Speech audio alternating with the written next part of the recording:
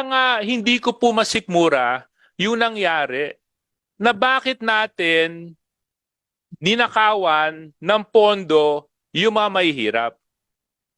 Kasi dito lumalabas, merong 13 billion pesos na hindi natanggap ang mga benepisyaryo ng 4Ps.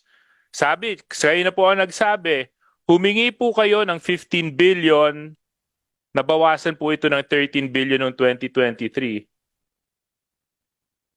Ngayon, ang tanong ko, doon sa nabawas, ilang Pilipino ang hindi nakatanggap?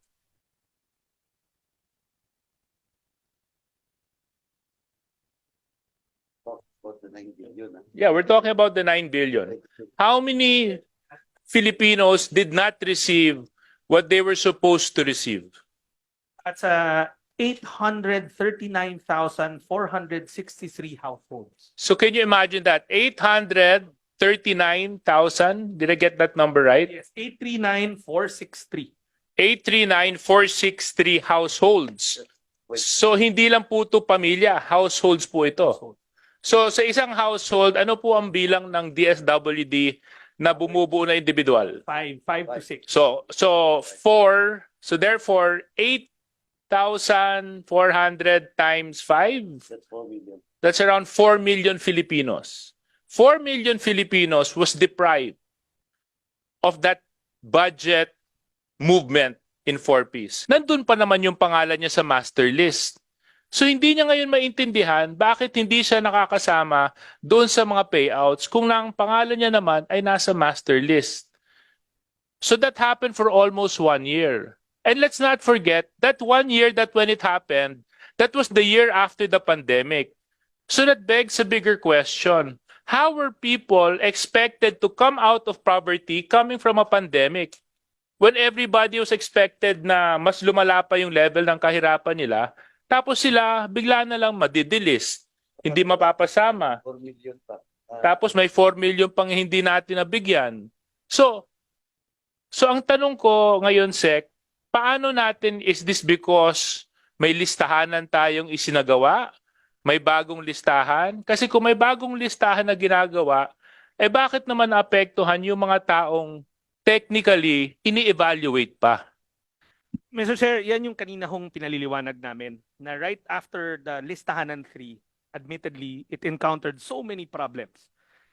When they launched it, nagka-COVID, so may mga 600,000 na in the data na 700,000 na hindi talaga napuntahan. They were just not visited kasi physically yung mga surveyors hindi nakalabas. Merong portion na a big swath, yung nandyan sa timeline na around 1.3 that were just suddenly declared na non-poor. That's why we had to redo the list for the past since Sec Tulfo came into the department all the way to my time, and even up to now, may tinatapos pa kami. We're painstakingly making reconciliation of etong hindi napuntahan, yung mga nawala bigla sa listahan, and we're almost done. Ang gut feel ho namin, since ganyan yung kwento, it's either they're still part of those people waiting to be retroactively paid, kasi may mga nabayaran na tayo, or they're part of this 491,000 na sinusuri pa up to now. O nga, so actually, nandun talaga yung problema. Kasi di dapat, Sec, may suggestion lang, nung inaayos nyo yung listahan ng 3, dapat hindi na nagtanggal ng mga tao doon sa listahan. Kasi sinabi nyo, inaayos nyo pa eh. So anong evaluation method ang ginamit ng DSWD para maging basihan, para ma-delist sila? Kasi ang kwento ng mga kabarangay ko dito sa Chaong, bigla silang na-delist. Although, sa master list, nandun pa naman yung pangalan nila.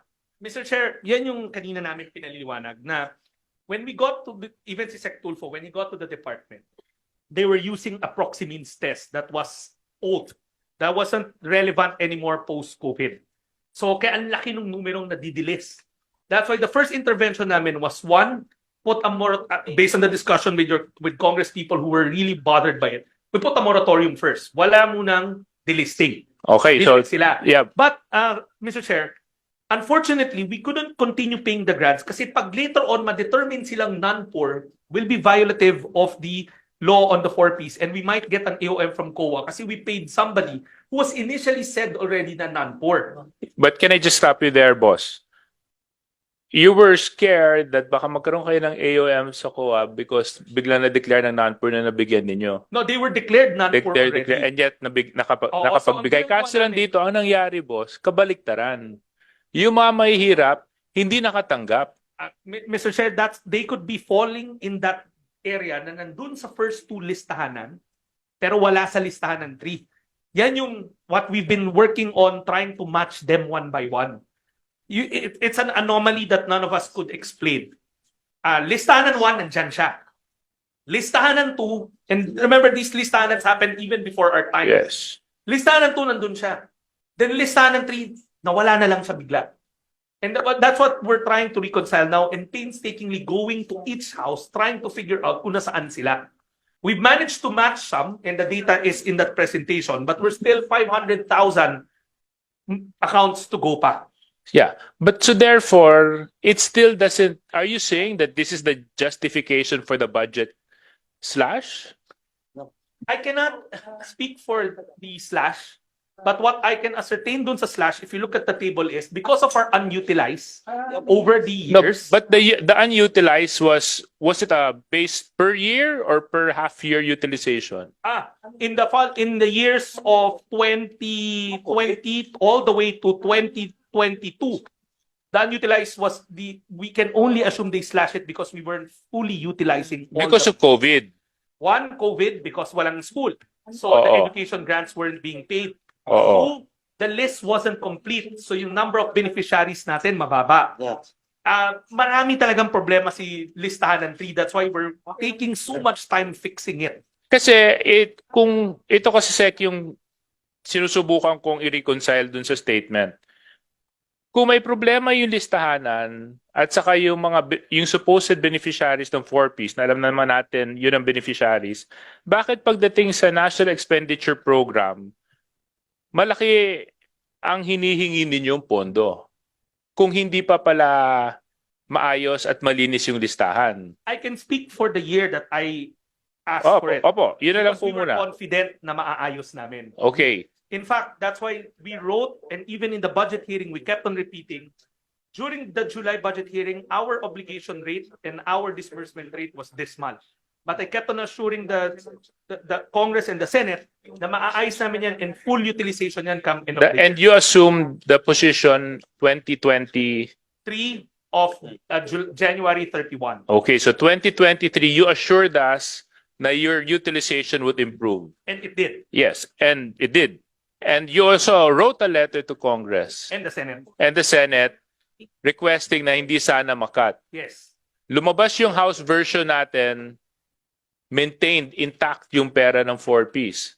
Now, I don't know what happened in the Senate, why all of a sudden 13 billion was slashed. But you had on paper request that your utilization would be effective enough para makatanggap yung mga beneficiaries nung pondo na dapat mapapakinabangan nila. Correct. Okay. But ang nangyari, meron tuloy na 13 billion na natanggal at dahil sa 13 billion na tanggal, merong 843,000 Filipino families, which is around 4 million poor Filipinos ang hindi nakatanggap dahil sa budget cut. Yes, Mr. Chair. Ayun ang malungkot. Ngayon, hindi ko alam kung paano natin ilalarawan ang isang sitwasyon na ninakawan natin ng isang mahirap. Kasi kalimitan, ang mga mayayaman ang ninanakawan. Kasi lang hindi dapat ninanakawan ng mahirap. Kasi wala na nga silang pera. Tatanggalan pa natin sila ng dapat nilang matanggap. Sa palagay ko, hindi kaya ng sikmura ko yon, sir.